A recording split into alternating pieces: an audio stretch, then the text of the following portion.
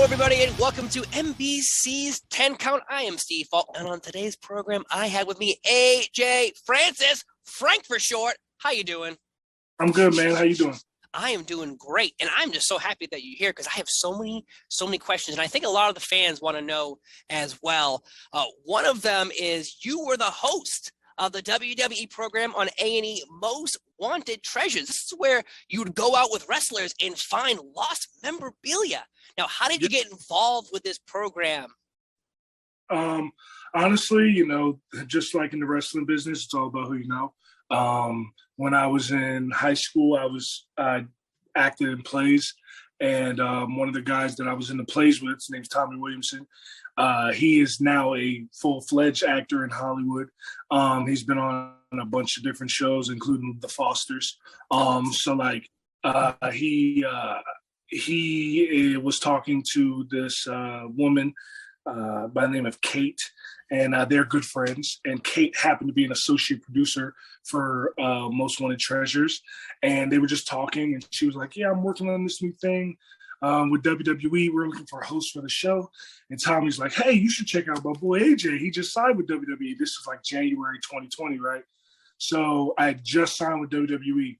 So then a couple months go by, and, the pandemic first hits, and now they can't bring people in to audition for, the spot. They can only go off of, video interviews like we're doing right now on Zoom. Right? So they had a limited number of people that they were able to convince. First, also, mind you, this is peak pandemic. So you're going to be on the road traveling on airplanes and all these things for months on end. Not a lot of people were willing to do that at the time, right? So the list got cut down even shorter. And, she had the producers of the show check out all my social media. And I had been doing television since 2009. So I had a vast array of, reels that I could send and be like, this is me on NBC. This is me on CBS. This is me on Fox, right? So when it came down to it, Triple H and Stephanie had a FaceTime meeting with me and the production team. And what I later found out is that actually WWE didn't want me to be the host of the show because I hadn't been on WWE programming yet. But the production team and the network were like, no, we want him, right? That's the guy for the job. So, it pays to be good at what you do. Indeed it does. Indeed it does.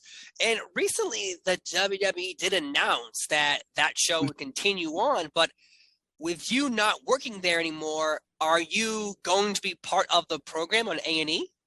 Honestly, at this point, I don't really know. I mean, I'm under contract for multiple seasons, so I'm under contract, but contracts aren't worth the piece of paper that they're wrote on, as we already know. So, I'm under contract, but at the same time, when they did the show, they had been planning it out for a year, and they brought me in April, and we started. Or no, they brought me in May, and we started filming in July.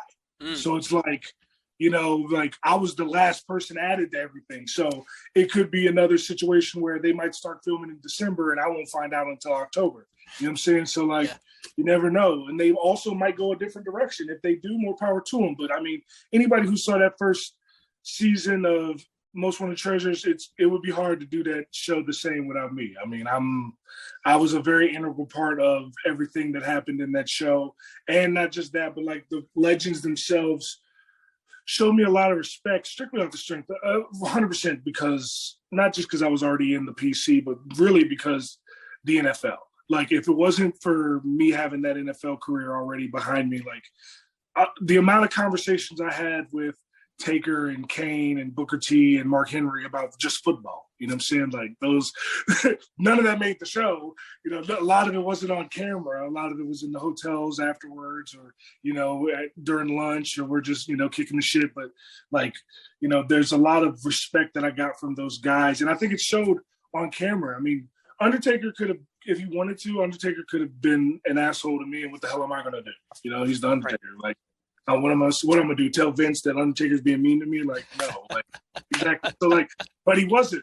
he wasn't. He was really cool, and Kane was really cool, and all of them are really cool, from Paul White to Mark Henry, like even all the way down to like Jake the Snake. I wore an Austin 316 shirt the first time I met Jake the Snake, and he flipped me off. But after that, we were cool, you know. So he was like, "Where's my Jake the Snake shirt? Why are you wearing a Stone Cold shirt?" But you brought it up though. That pandemic, you were traveling around United States, going into people's homes, and this is the height of it all, where everyone is like, don't touch your toilet paper from the grocery store. Keep it in your garage for 2 days. They had a whole person whose whole job was to make sure everybody sanitized, and that everything that we like went through and touched was sanitized. Like there was a whole gig that was added to the crew just to do that. And can you imagine though, like when this is really all 100% over, that person's job, it's like, so what's on your resume? You were really good at sanitizing things. Oh, we don't need that anymore. Well, thankfully, I think COVID changed the world forever, and now we'll have that is a job that we'll need forever, because you know, when we think about how the fact that we used to just all use the same syrup bottle at the IHOP table, you know what I'm saying? Like that's you know what I'm saying? It's a little bit much, you know what I'm saying? Or now when you hear a sneeze, everyone's like, what's that? Oh man. Was that a sneeze? Man, and then like we were like, there were some people that like they were so, and it's their house, so they have every right to be cautious and whatnot, but like we would have to take rapid tests like in their driveway, and we would have to get negative, or they wouldn't let us come in. And that's everybody from the cameramen to the producers to the people who can cater, everybody. Like no matter who you were, you had to pass this rapid test in order to be a part of what we were doing that day. So man, craziness. I remember seeing that show, and I watched all the episodes, and great job, by the way. And I would be watching it and thinking like, when was this done? How was this done? Everyone's locked in their houses and are afraid, and yet you guys are out there putting on new programs, going into people's houses. Was there anything that on that show that, like memorabilia that wasn't like actually put on the actual show? Because there was a lot of great pieces, but there were some things probably that weren't purchased because of the dealings that were going on. Man, there was so much. Like I literally, we would need a whole other interview to talk about that. Like of the things that you saw on the show was maybe 10% of the stuff that we filmed. Like including all the interviews. Like perfect example, I literally drove around Knoxville with The Undertaker and interviewed him about every aspect of his career for about 2 hours one day while we were waiting for Kane to get out of a meeting that he had to do with the Knox County board of whatever it was that he had to meet with, and or the Knox County Council, whatever. And me and Taker were just riding around in the car for 2 hours asking questions, and of that, 40 seconds made the show. You know what I'm saying? So it's like not even 40 seconds, probably like 25 seconds. You know what I'm saying? So like the amount of things that didn't make the show is crazy. But the one that and people ask this, and it's funny to me, is like there's this guy, and I'm blanking on his name, and I feel bad about that, but he's in Cincinnati, and he's a huge Kane fan. Now, mind you, we ended up getting the mask from Kane's attic, right? But that was like an older mask that Kane had worn, and it's a little deteriorated, but it was still a great gift, right? Well, he had a mask that was only worn 3 times, and it was worn, I think, against Chris Jericho at SummerSlam 2000. I think it was when it was worn. It was only worn 3 times before he gave it to Big Boss Man to be auctioned off for charity. So it was in impeccable condition, right? And through dealings, this guy ended up with it. And we go to this guy's house, and you walk in his house, normal house. You go in the basement, and it's like, you ever see Ace Ventura: Pet Detective? And like, you know how like Ray Fickle has like Dan Marino stuff all over the walls. That's how Cade. That's what Cade's was like in this guy's basement. Cade masks and memorabilia everywhere, right? And the mask he had in the case was this mask, this really well preserved mask, and the way it would work on the show is I'd get told what the budget is to be able to buy an item. And if I couldn't get the item for that budget, then like, we just didn't get the item. Right. So like, I was told, it was like, oh, we can spend 10,000 on this mask. And I'm like, all right, cool. 10 G's. All right, cool. So, you know how negotiations work. Cause what people don't know is the setup to get to the spots is all set up, like they have to know that we're coming. Of course. Coming to their house during a pandemic, right? Yeah. So that has to be set up. But like what happens in the scene, all that's real. None of that is set up or staged. None of that. So like, I know what my budget is for the mask, and I offer him, 5 G's, and he's like, nah, I can't do it. I'm like, all right, 7 G's. He's like, nah, I can't do it. I'm like, all right, $9,000. He's like, nah, I can't do it. I'm like, oh my! I was like, all right, look, 10,000. That's my limit. I can't go above that $10,000, right? And he's like, nah, I can't do it.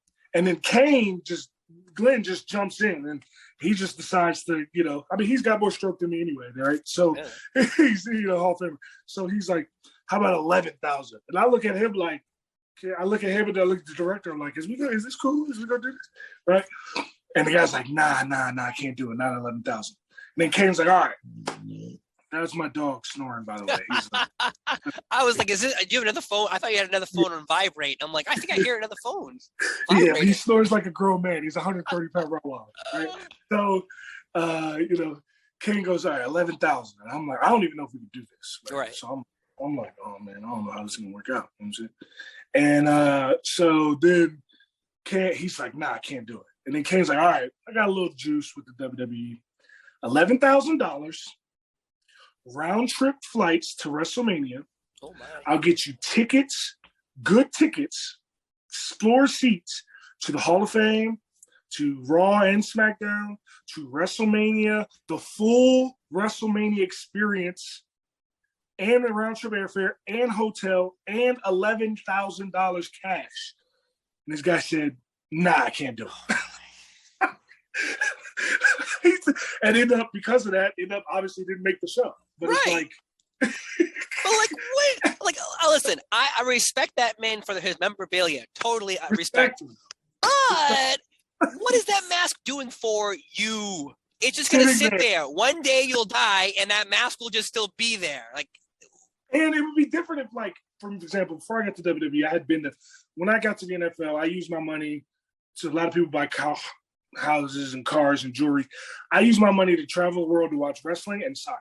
Like, those are my two loves, right? So, like, I've been to Barcelona and watched Barcelona. I've been to Madrid and watched Real Madrid and Atletico Madrid. I've been to Munich and watched Bayern Munich. I've been to Rome and watched Roma. Like, I've been all over, right? And I've been to 5 WrestleManias and 2 Royal Rumbles and, a bunch of different things. So, like, for me, adding the WrestleMania package on there, I'd have been like, big whoop, I've already done that like 5 times. But this guy hadn't been to a WrestleMania. He'd never been. So I was like confused. I was literally like confused as to, I was like, yo, what is up with this guy? Like, right. Like, I respect your fandom, no doubt about it. Like, shout out to you for being you are certifying yourself as the world's biggest Kane fan. But when Kane is in your basement telling you, yo, you need to take this deal. Yeah, that's when you go, I think I'll take this deal. Jeez, man. Oh, my God. Hey, man. Again, mad respect to him, but at the same time, like, ooh, that was it'd be different. It was just you're offering, but there's Kane who wants his mask. And that's the whole point of the legends being there. It's like when we went to David Chudy's house and he tried to lowball us for the stuff that we had. Like, if he tried to lowball me, people were like, so what? Screw that AJ guy. You know what I'm saying? This guy's. But when he tries to lowball Mick Foley and, Booker T, people are like, oh, this guy, wow, he's the worst, right? So that's the whole point of them being there, as to, like, the little guilt factor. Same thing when we brought, Rick to see Lil Nate. You know what I'm saying? Like, it's the little guilt factor. That's the whole point. If it's just me, they can look me in the face and be like, I don't give a damn what you think. I'm keeping this, right? But, like, when you got Sergeant Slaughter in your basement, it makes it a little more difficult. You know what I'm saying? So right. They're looking you in the eye, being like, you should take this deal. And you're like, I don't want to. I want to hold on to my things. Yeah. Like, I have a massive collection. I've ever produced WWF and WWE magazine. Every print, they're in pristine condition. Wow. I got some behind me, Roddy Piper from December 84, 85. But, like, my wife always will be like, what are you going to do with those? The kids are going to have to take those things. And I'm like, because I love them. I love him. But if Roddy Piper, God rest his soul, but if he appeared in my basement and was like, hey, man, I want this, I'd be like, well, I might have to give this to you. Yeah, like how do you have your hero come to your basement and be like, look, this is what I need from you, and you'd be like, rather not. Yeah. How about a little bit more money? So you were in NXT and you were part of a faction, Hit Row.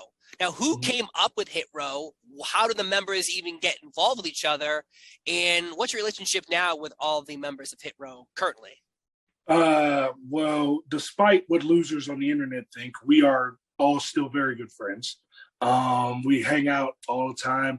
I just played Swerve last night in his Madden league. He has a Madden fantasy draft league that I'm in, and Tahuti's in. And I won in the Super Bowl against him last night on a Hail Mary, which he's kind of salty about this morning, but I would be too, not gonna lie.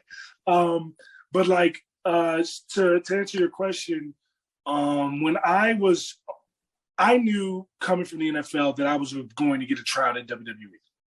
I just didn't know when it would come. So when I first decided I'm going to start training, right after I left the NFL, my friend has this wrestling promotion, and he was like, "Hey, just come. It's called SCW." And he does it at his house. He has this like crazy mansion on 80 acres called the Sausage Castle. It's awesome. It's a great time. If you ever want to come to Central Florida and have a good time. I'll take up that offer.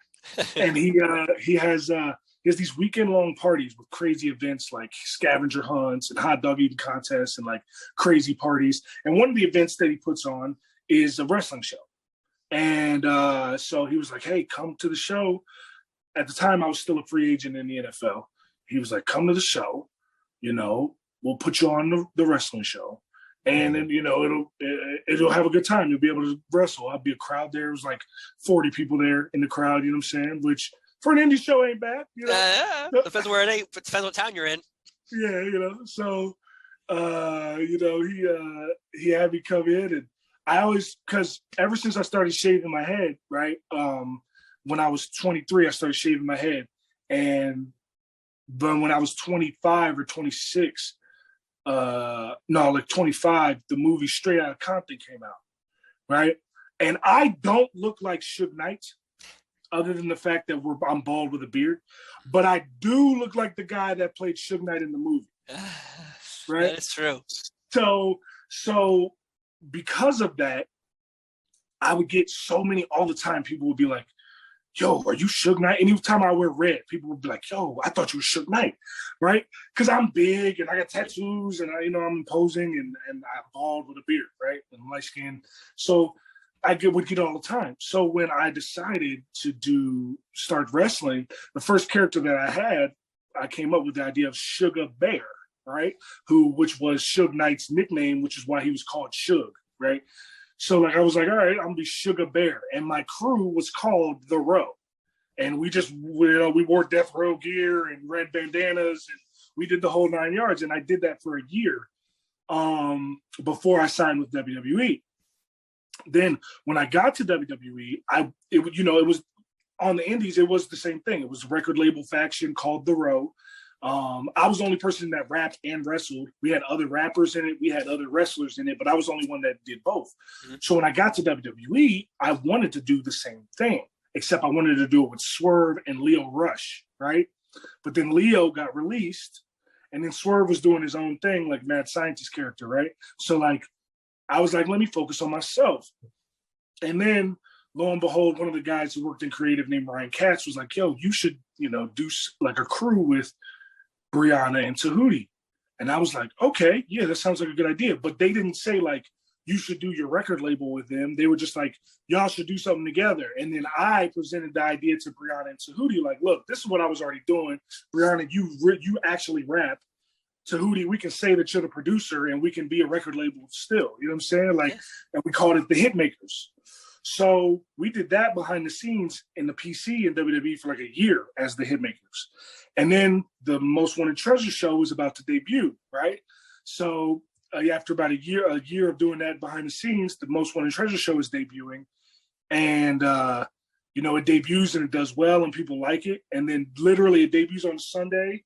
And then that Tuesday, Triple H brings me and Swerve together. He's like, hey, what do you think about adding Swerve to what you guys are already doing with the Hitmakers?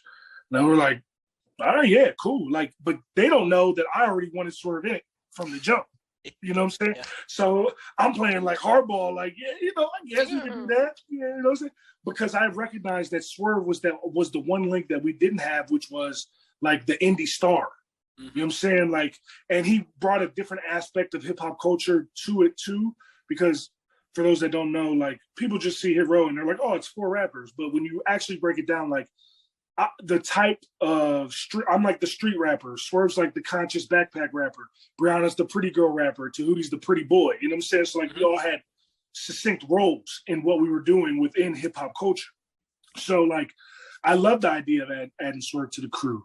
And then like, so then, you know, 2 weeks later, I think, is when I caught Leon Ruff off the ladder when he had his match with Swerve, and we debuted. And then the week after that, we did the famous Hit Row debut promo where everybody heard the song for the first time. And, you know, a lot of, like, the song, perfect example, like, we made that song in my house. Like, I have a studio here in my house. So, like, I wrote the song, and I literally had Tahuti, because if I know how WWE works, if it was up to them, we would just kept coming out to Swerve's music. You know what I'm saying? Like, you know what I'm saying? But like in my mind, I'm saying we're a record label. We're rappers. If we don't have our own song, then we're just like everybody else. True. You know what I'm saying? So I wrote the song, and we had Swerve and Tahuti and Brianna come over and do their parts on it too.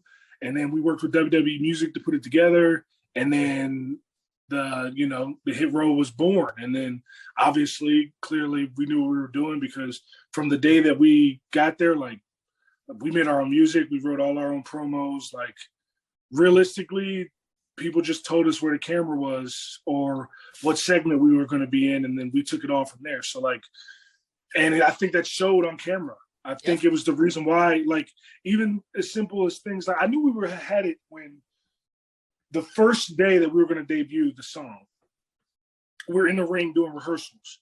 And at the time, Adam Cole's still in NXT. And Adam Cole comes up to me and Swerve while we're standing in the ring. Adam Cole's like, you guys wrote that song? We were like, yeah. He's like, I knew it. It was too cool. I knew they didn't do it. Yeah. And I was sitting there like, that's Adam Cole. So clearly, you know what I'm saying, we are to something.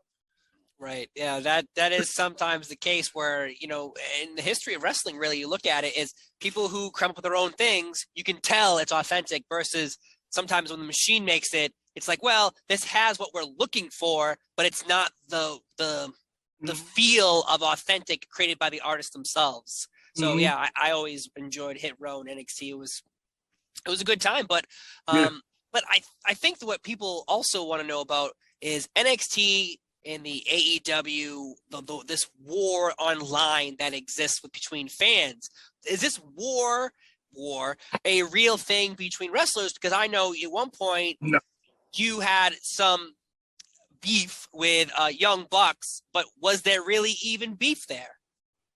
And I've never had a conversation with them. So like, I don't think like, I was responding to what they put on the internet, right?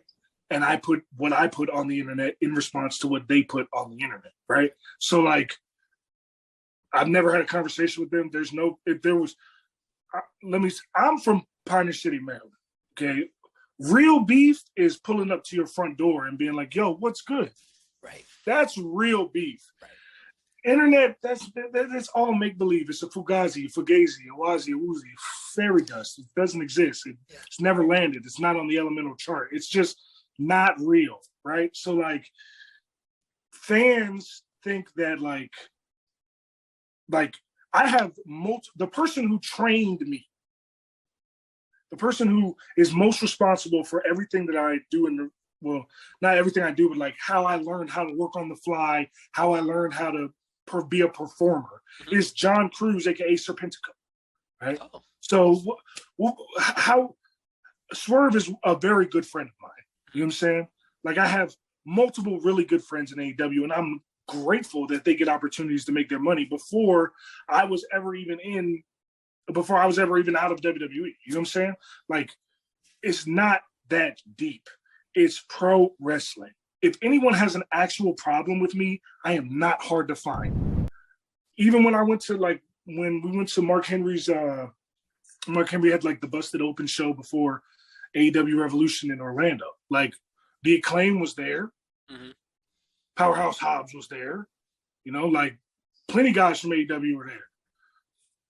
We just ate wings and took shots. Like it's not that deep, bro. Like nobody is really that pressed about anything. It's a wrestling business is all business. It's in character. Even when I dropped the song, I did it as Top Dollar. I'm wearing a Hit Row t-shirt in the video. Like the first thing I say on there is I say Hit Row is the new G, is the first thing you hear me say. But people who don't understand the object of the game is getting yourself over, which is exactly what happened because of that song, right? Like how many people I'm a strict AEW fan. I don't watch NXT, right? How many people found out who I was because of that song? A lot more people. You know what I'm saying? That's the whole point of the business, to get people talking about you. That same day, there were two wrestlers that trended all day, Top Dollar and Roman Reigns. Okay, so like the whole point is getting yourself over. The problem is these other guys are scared to ruffle feathers. I don't give a damn because I was making money before I got into wrestling, and I'm still making money now that I'm not in the WWE. You know what I'm saying? So I was on TV for, like I said, since 2009. So I'm not tripping. I'm not scared to tell somebody about themselves, and I'm not scared to believe in myself. And if you are, you ain't finna make no money in this business anyway. According to the Wrestling Observer, when you were called up from NXT to SmackDown, you had to sign a new contract. I believe the term was you had a 30-day no-compete clause to a 90-day non-compete clause. So what is the difference between your NXT contract and your main roster SmackDown contract? So let's confirm all the rumors. Like 6 figures. NXT was the worst money I ever made. Like wow. in my adult life. And now I know a lot of people can't say that because they didn't play in the NFL, but for the year and a half that I was in NXT was the worst money I made in my adult life. Just being honest. Like that's why people were like, no, they should have stayed in NXT. I'm like, no, the hell we should not have. Okay. Like the whole point of this is to make money. If you think we got released because we weren't ready to perform on the main roster, then you blindly watched what we did for the month that we are on the main roster.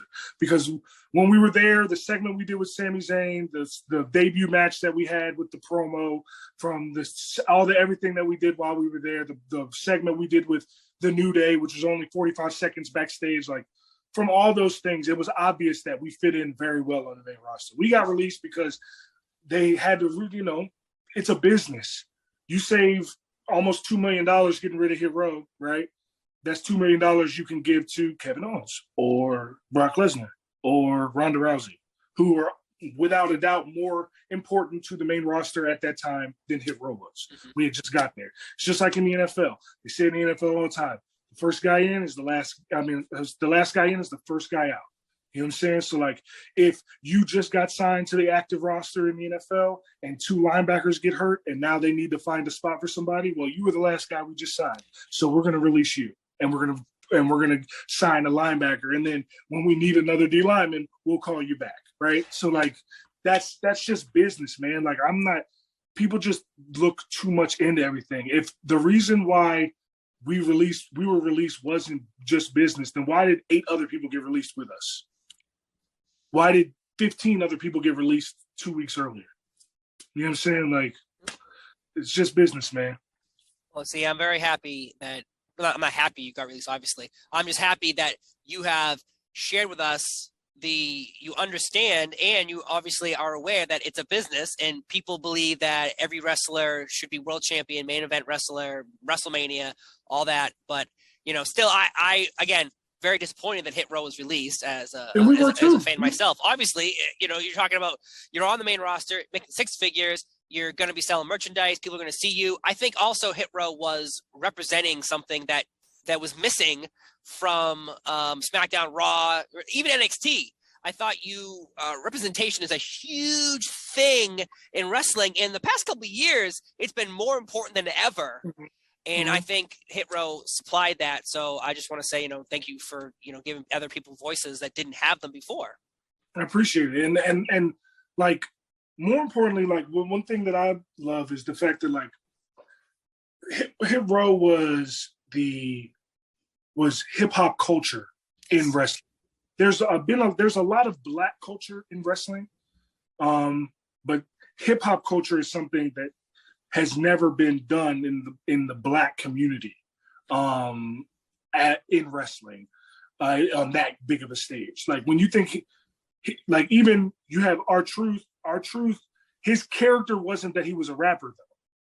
You know what I'm saying? Like his character is that he's an entertainer, and he would rap to the ring, but he was an entertainer. You know what I'm saying? Like we were a record label. Like everything we did was based around music. Everything R-Truth does is not based around music. R-Truth is just probably the best entertainer of our generation, right? Like nobody can get more out of less than R-Truth, right? R-Truth literally got one of the greatest moments in Royal Rumble history with a ladder. Okay, so like, he's one of the best to ever do it. But like when you think R-Truth, he does rap to the ring, but you don't think R-Truth's a rapper. You think he's an entertainer. You know what I'm saying? So like to be able to show not just like I said, the four different aspects of hip hop culture. When you look at everything that hip hop has, I mean, how wrestling and hip hop are so tightly, correlated.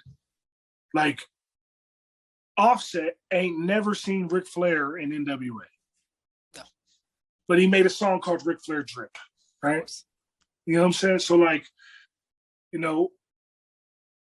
when you got guys like West Side Gun, who from Griselda, very big wrestling fan, very prominent rapper.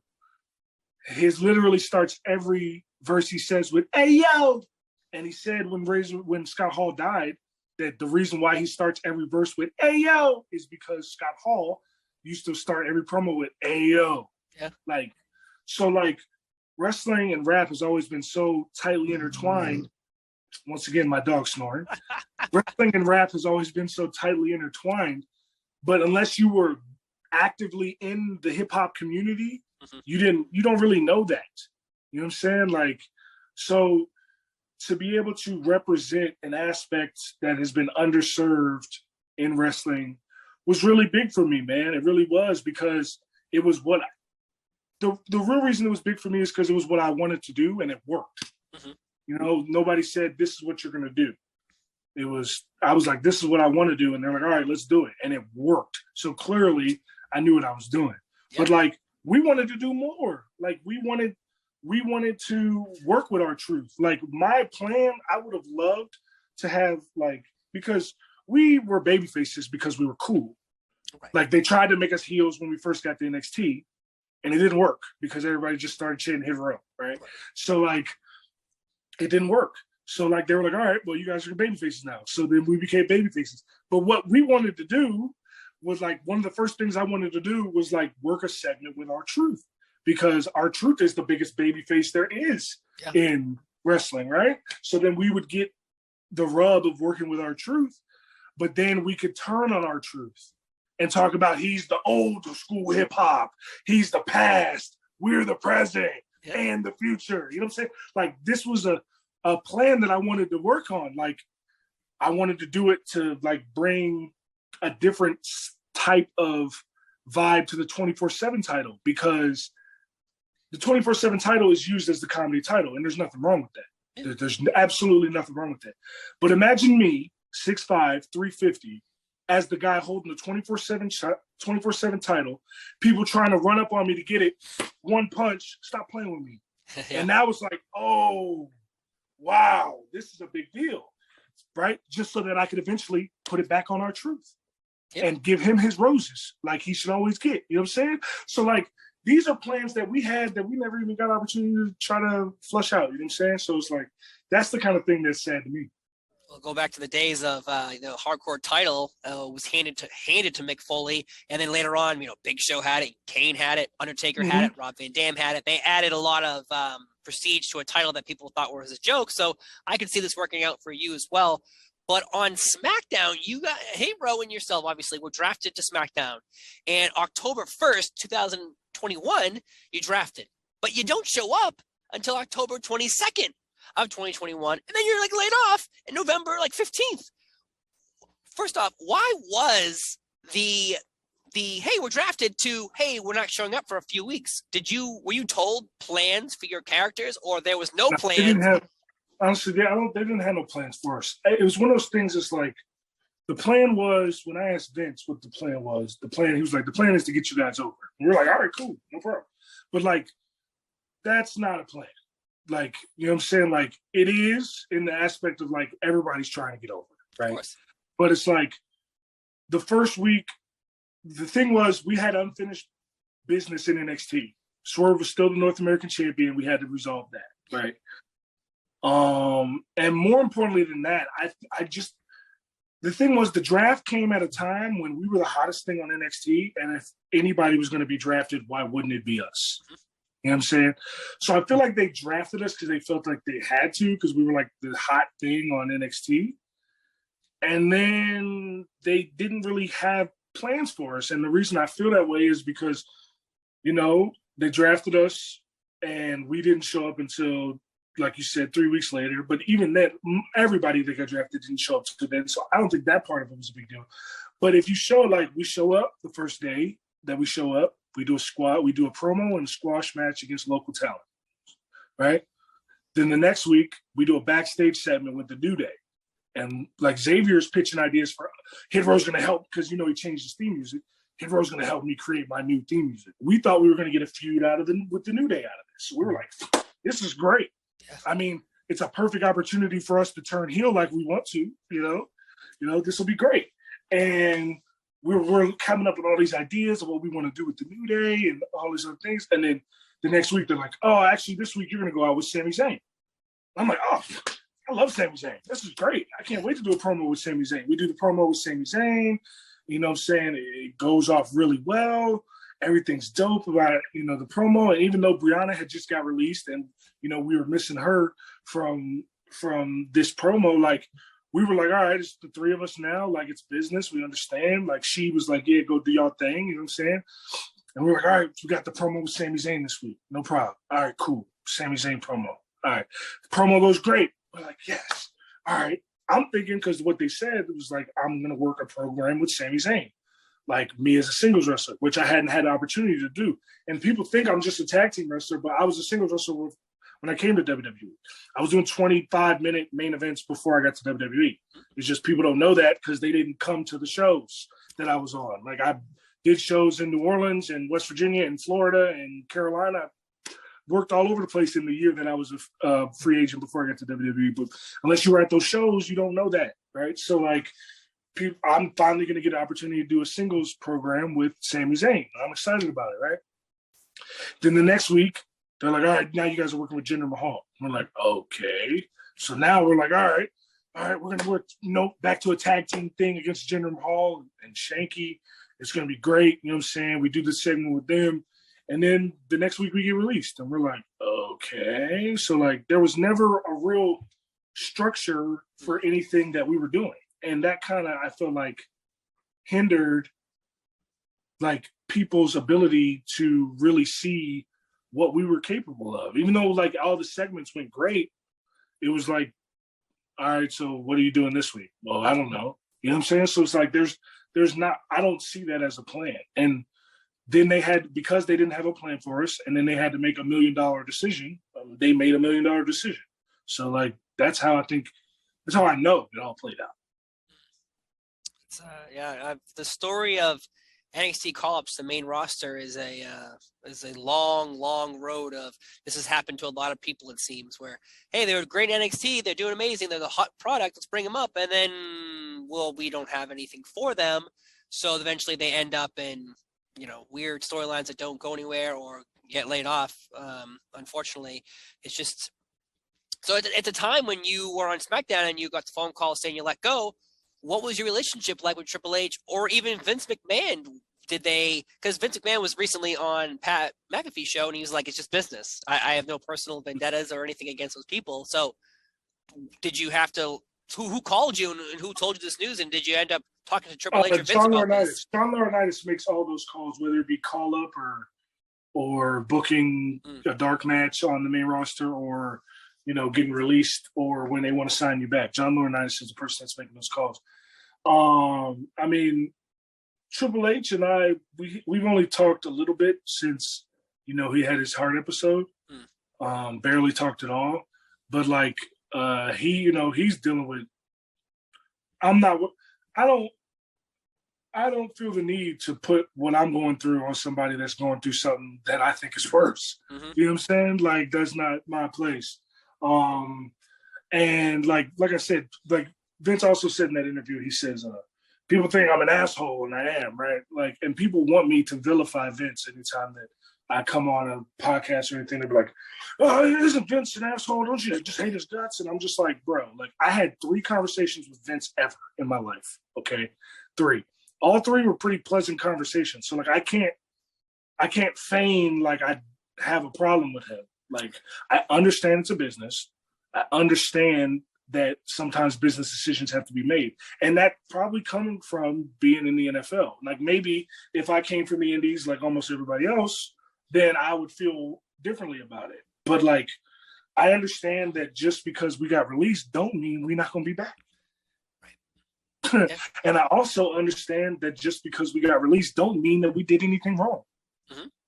You know what I'm saying? Like, it just was a business decision at the time. And newsflash, they release people every year after WrestleMania. So there's going to be some more releases coming up very soon. I mean, that's just the way their business operates. So like, am I expecting to be back tomorrow? No. But would I be shocked if I was back soon? No. You know what I'm saying? So like, I don't feel the need to go out of my way to try to like pretend that I'm mad at Vince I'm not. I've got other things that I can do. You know what I'm saying? Yeah, like, of course. If wrestling was the end all be all of everything that I'd ever done, I might feel differently. Right. But it's not, and it never will be. So like, I loved the fact that I got to work in WWE because it's what I always wanted to do. I did it. If it never happens again, then I did it. And if it does happen again, great. You know what I'm saying? Like, that's also why I'm not pressed to go anywhere else. And that's also why I'm not going somewhere else unless the money's right. I'm not going nowhere for a hand-me-out deal. I'm not going nowhere for a hot dog and a handshake. I'd rather sit in the crib and play with my snoring-ass dog and play video games all day. I can make more money trading stocks sitting here than I can going to wrestle at indie promotion A. You know what I'm saying? So it's like, I'm cool right here. So if somebody wants to use my services, which are clearly very, very well equipped, you are more than welcome to reach out to me at any time. But it's got to be worth me leaving my house. Mm-hmm. Well, let's talk about it. What are your goals for the rest of this year that we're living in? Because there's a lot of opportunities out there, like you just mentioned. You have AEW, Impact Wrestling, a lot of pop-ups here and there. Indies, everyone wants the dream matches, and mm-hmm. As I know, you have the Hitmakers running roughshod sometimes. So what is going on? What is the goals for you this year? Honestly, I just want to get Tahuti and Brianna the respect that they deserve. Because Tahuti always gets seen as like an afterthought in Hit Row, and I hate that because he's so talented. When we said that we had 4 stars, we had 4 stars. Of the 4 of us in Hit Row, not one of us needed to be in Hit Row. All 4 of us could have done it on our own, right? But like, people would just, Swerve as the indie star, and he had been on WWE NXT TV for 2 years, and I was coming from the NFL and hosted the TV show, and Brianna's obviously a beautiful woman, so like, people would paint Tahuti as the other. Right. And like, I need people to put respect on Tahuti's name. So like, but Tahuti's also doing other things too. He's not holding to wrestling either. So like, he's going to Atlanta and doing a lot of TV and modeling things there. You know what I'm saying? So like, if you want to get the Hitmakers, you got to get the Hitmakers. You know what I'm saying? Like, we're not just going to come for nothing. And Brianna doesn't even live in this country. She lives in Colombia, the country of Colombia, right? On the beach, living the lavish life, right? So like, we are more than willing to come do your shows, but for the most part, like, only shows I'm doing is with people that I know. Like, if I knew you before I got to WWE, or I met you while I was in WWE, and we are cool, and you're like, hey, I want you to come do my show. Then I'll come do the show. But if I don't know you like that, and you want me to come do your show, like, the bag got to be right. That's the way the business is. If, Danhausen ain't got no problem telling everybody he want to get his money, right? Yeah. So why the hell should I? You know what I'm saying? You know what I'm saying? Like, Danhausen will be the first one to tell you that he need a blimp, right? Right? Yeah. Well, my dog eats gourmet. You feel what I'm talking about? So that ain't cheap. Yeah, man. So, like, if you want me, you can come get me. I promise you there won't be anybody like me on your show. There's not a single person on earth that can do what I can do in the ring, at my size, and on the mic. Not a single person. That person don't exist except talking to you right now. Thank you so much for being here on NBC's 10 Count. I have been Steve Ball. He is AJ Francis. Please, folks, bring the hitmakers to your town, but make sure you bring the bread. Thank you again for being here, and we'll see you next time for another edition of 10 Count right here on NBC's